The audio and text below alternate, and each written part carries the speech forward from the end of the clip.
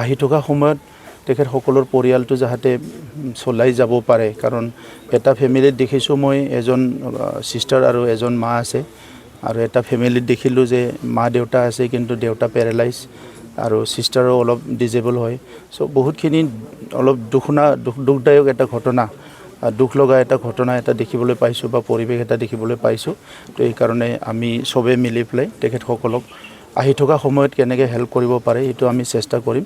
এই শ্ৰাদ্ধটো একেলগে কৰিবৰ কাৰণে আমাৰ EM ডাঙৰীয়া লোকেল আমাৰ চবে মিলি পেলাই কৰাৰ কাৰণে মই দায়িত্ব দিছোঁ, এইটো যাতে শ্ৰাদ্ধটো একেলগে কৰিব পাৰে আৰু অনাগত দিনত তেখেতসকলৰ পৰিয়ালসকলক কেনেকৈ সহায় কৰিব পাৰোঁ আমি একেলগে আলোচনা কৰি আগবাঢ়ি যাম।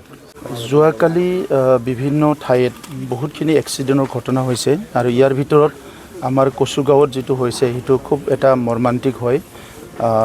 আমাৰ যিটো শাওণ মাহত বলবমত যায়, তেখেতসকলে বলবমত গৈছিলে আৰু একে টিম ৰিটাৰ্ণ আহি পেলাই মহামায়াত তেখেতসকলে আছিলে আৰু তাত প্ৰসাদ খাই ঘৰত আহিবলৈ বিচাৰিছিলে। সেই সময়তে নেশ্যনেল হাইৱেত ট্ৰাক আহি পেলাই আমাৰ 5জন ব্যক্তিক তাতে এক্সিডেণ্ট কৰি মৃত্যুবৰণ হয়।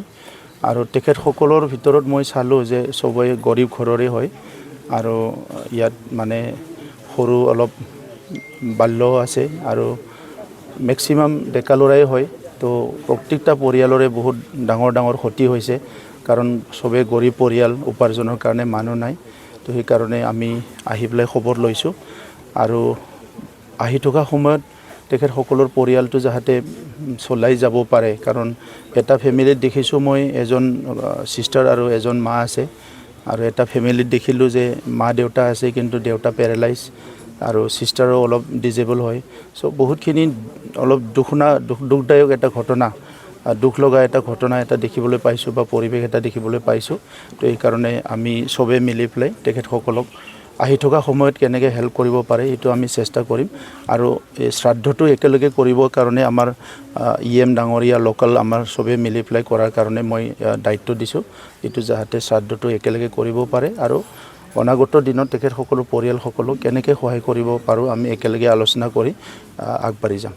ইয়াৰ ব্ৰেকেটটো ব্যৱস্থা কৰিম, যাতে ইয়াত সোনকালে ব্ৰেকেটটো দিব পৰা যায়। মই যোৱাকালি সেইটো আলোচনা কৰিছোঁ, আৰু হয়তো 2-এদিনতে সেই ব্ৰেকেট দিয়াৰ কাৰণে আমি ব্যৱস্থা কৰিম।